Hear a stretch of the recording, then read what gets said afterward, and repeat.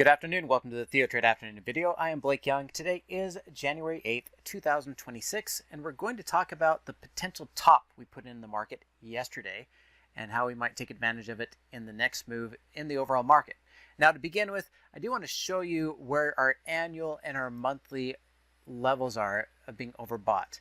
To start with, I'm on a weekly chart on the ES, and you can see these gray or white areas in the background are the top 20% of the year of 2026 distributive model, or the forward-looking monkey bars. This is telling us that for the year, this first week, the first week that is going to close here tomorrow, is trading into the overbought area. In addition to that, I was watching for the ES on the daily basis to get into its overbought zone on the monthly monkey bars. And I was looking for it to get into the 70.19 to 70.53 area. I just put these back in so you can see a little more clearly where those levels are. But we haven't traded off this for the last 3 days, really all week this week. We've touched that fair price. So we're showing there's a significant balance at this level. And the fact is, this upper shadow that did push to the record highs could not sustain it. It traded up, failed to break out, reversed, and closed down back inside the level and back to the fair price. So I'm seeing this as overbought for the year, overbought based off the weekly candles, and at this balance point in a failed breakout on the month. So where is our entry? Well, the entry is on a close below 68.62 to go short if we're looking to trade for a very long-term off the yearly levels. For the month of January, we do need a little bit lower, maybe at 68.50, but I would say you can start selling call verticals up here. Today was a fairly bullish day, but it wasn't as bullish as you might think.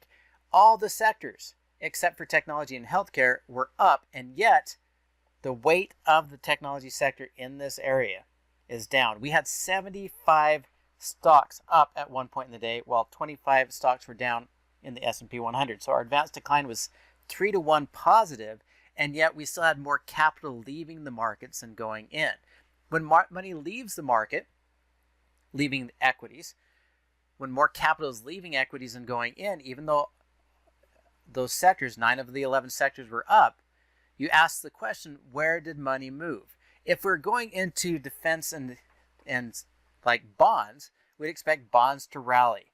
And bonds didn't rally. Bonds are actually down as well. And if bonds are falling, like I've talked about before, bonds are falling. This is a bearish signal, and falling bonds will be an indication of higher borrowing rates. So we didn't rush into bonds. We didn't go say, oh, capital is leaving equities, we're going to rush into bonds. We went into cash. So the dollar gained today, while we had a very mixed story in equities. Net, equities were flat to down, because even though there's 9 sectors up and only 2 sectors down, the 2 sectors outweighed the volume and the capital so significantly that there is more money moving into cash than into those positive bullish sectors. And to give you these exact numbers so you can see a little bit better what we're talking about, what we're seeing here is currently we have 67 advancing issues and 33 falling issues in the S&P 100.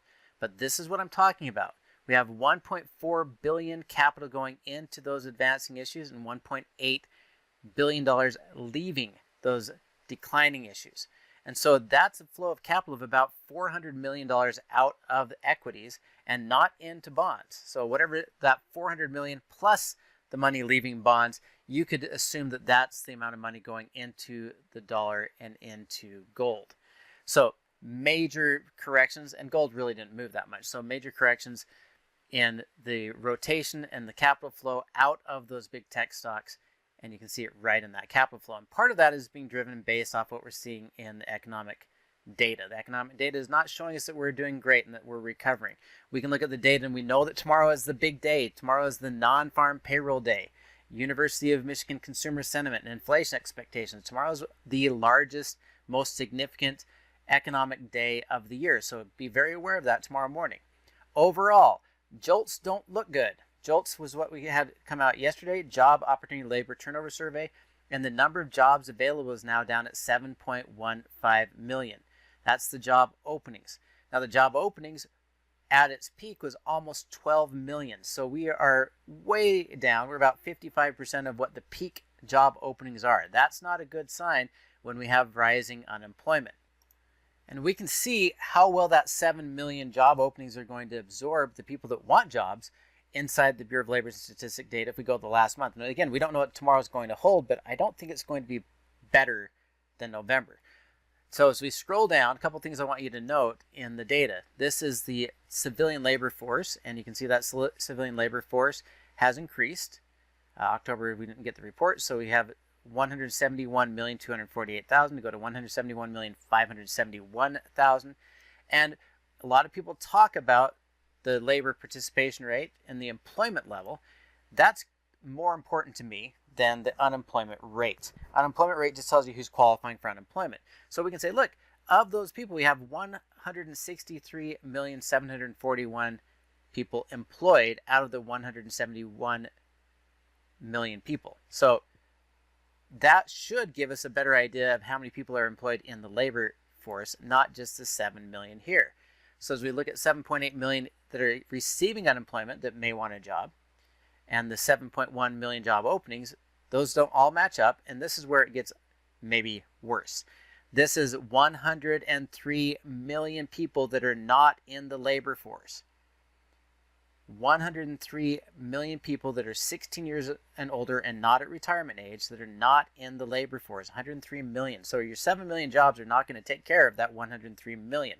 Additionally, if you look down here and say the discouraged workers, there's 651,000 people that have quit looking because they don't think it's possible to get a job.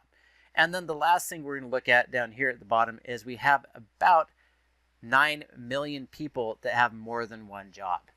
So lots and lots of people. This is the highest level we've had as far as multiple job holders, at least in the last 10 years and even back further. But that's the highest number of people with multiple jobs. So even the people employed are having to take multiple jobs to be able to handle inflation.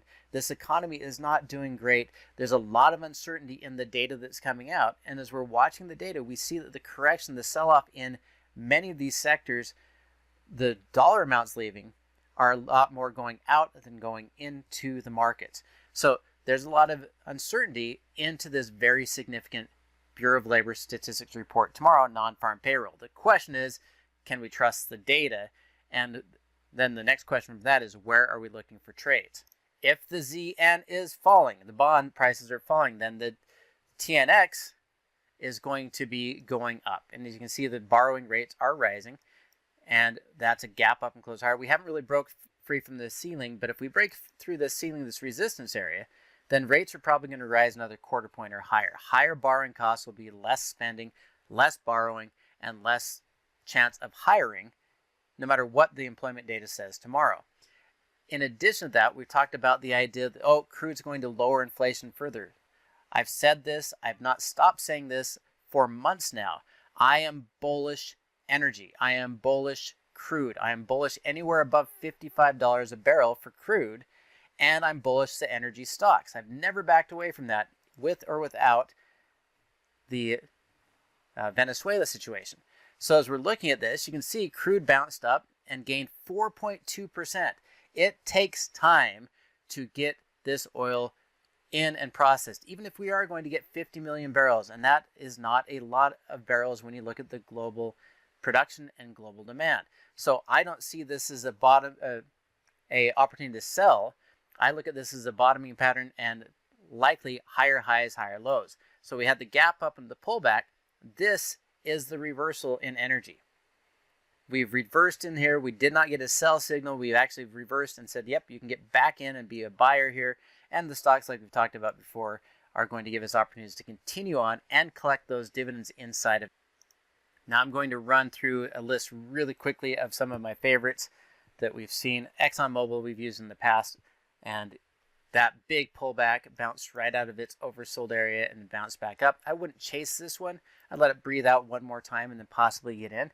If you're looking at some of these, we're just looking for where can I find my dollar cost opportunities to buy in here if we're going to get the bounce and the continuation higher. In CVX, small ranges, but that is a nice bounce, and I do think you could easily get back up to the highs, which could give you another 5% move up in Chevron. You look at something like ConocoPhillips. ConocoPhillips, Big pullback, bounced right out of its area. This is a buy signal with a target of 102. So it's about 3 to 4% upside in ConocoPhillips. And let's look at Occidental quickly. Occidental really got a deep pullback and then bounced off of it almost perfectly. And this one is interesting to me because not only was it oversold whenever things were pushing to highs, it looks like it's going to be the highest close we've had on Occidental going all the way back to October 10th. And so that breakout, to me, is a breakout of this pattern. I expect another 10% move higher in Occidental. And while we're seeing this shift, I do think you'll continue to see opportunities setting up in consumer staples. You can see consumer staples had a 2.4% day. That is a massive move into defense. Now, I'm not going to chase XLP. I let it pull back and give my orders set up a potential trade as a short put or short put vertical in the ETF if it pays us enough. But there are stocks inside of here like Archer Daniels. If you take a look at Archer Daniels, great breakout today and still close enough that you could take that as a breakout of this resistance. And I'm expecting about a 5% move in Archer Daniels on the way up. You could take a look at Cigna or Colgate. Let's start with Colgate. And Colgate has done something similar, based out in a huge move up and is clearing its previous high. The question is whether it's going to be able to close above that close. That's what I'm watching for. It was trying, and so might need a day here. It was doing better a few seconds ago, but I like that Colgate Palmolive breakout potentially as well. And Cigna, individual stocks here inside consumer staples. Cigna broke out 2 days ago, pulled back and gave you a bounce in case you missed it.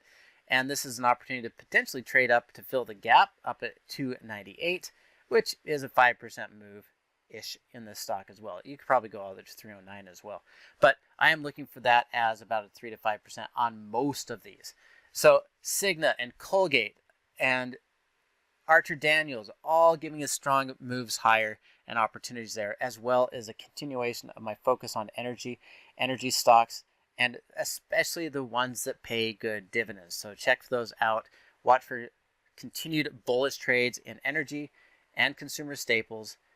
And as long as we still see uncertainty of the economy, and if we don't see lower rate potential out of the bonds by bond prices going higher and yields going lower, I would continue to bet on safety, on staples, on utilities, even on the pullback, and continue with those energy stocks. That's going to do it for me today. Thank you for watching, and we will talk to you again next week.